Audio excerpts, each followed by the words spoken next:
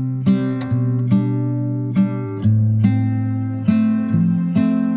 greetings and salutations. We're back looking at episodes of the show Record of Lodoss War.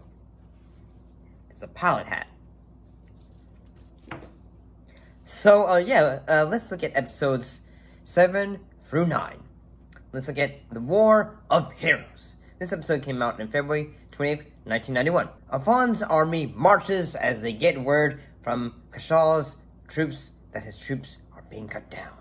And they get caught in a trap. There are some great moments to this episode, like when the king gets saved by a knight riding what I think was a dragon.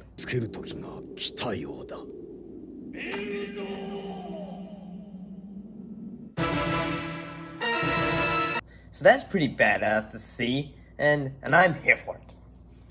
There is a man named Wart who can stop time, which is pretty cool to see. There is a pretty badass sword fight between the leaders of both groups, with at first thing, the bad guy wins.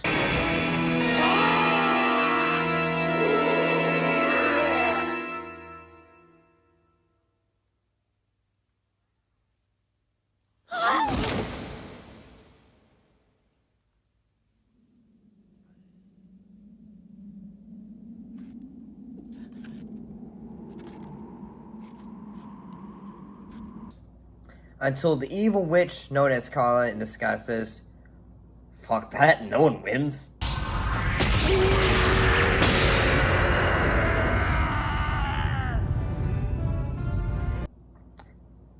Lives are lost. Parn and his friends are once again on their journey.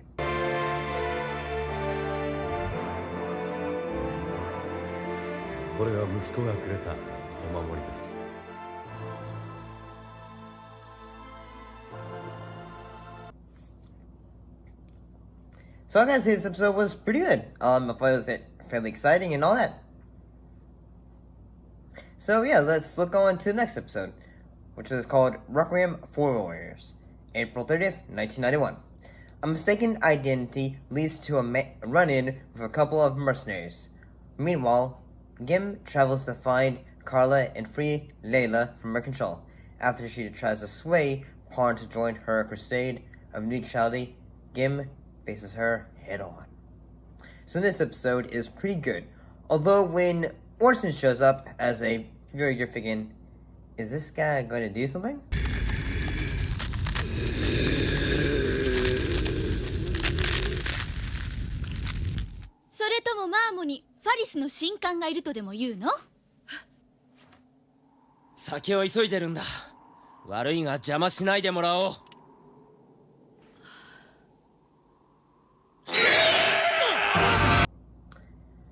So this episode introduces to the concept of a Berserker, who in a way loses their emotions and will attack at the drop of a hat.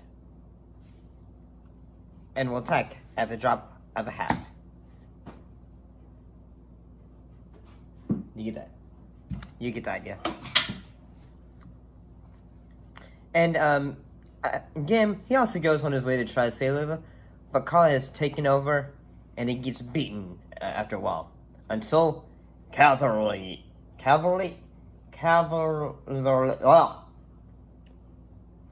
until friends show up.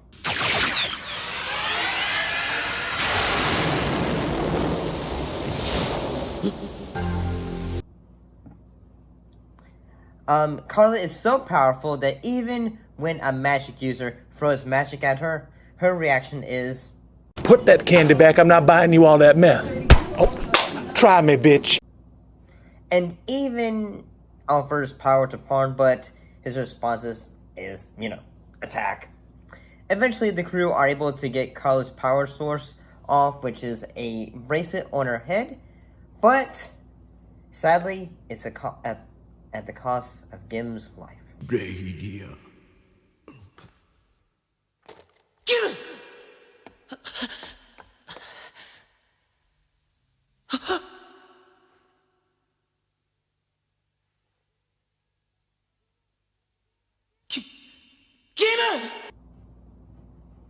A bit of a plot, twist. Wood takes Carla's power bracelets, so there's a new Dark Lord as this episode comes to a close. So let's look at the third episode, Scepter of Domination, June 30th, 1991. Lord Ashram is now the ruler, and Wagard wants a high sacrifice to get Cardus' power. Farn goes off to help Kashu. The episode opens up with a badass open of a screaming skull in the sky flying toward a knight who might be a bad guy.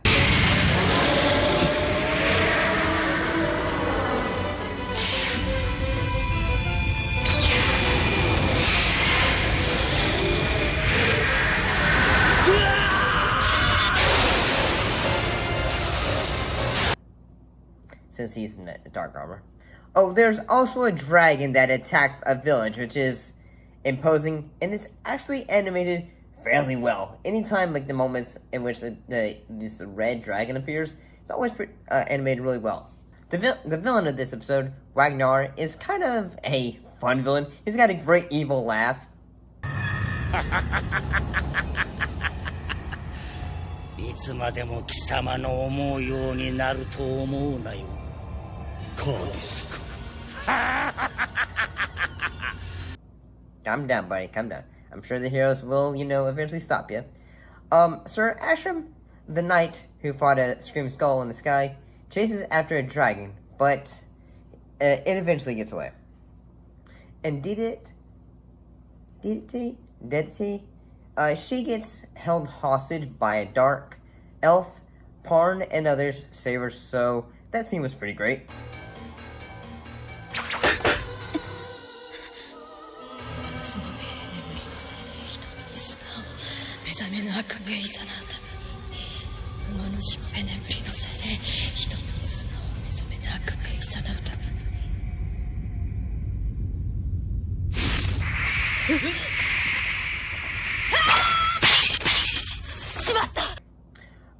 The dragon scenes are, the dragon, he is guarding, a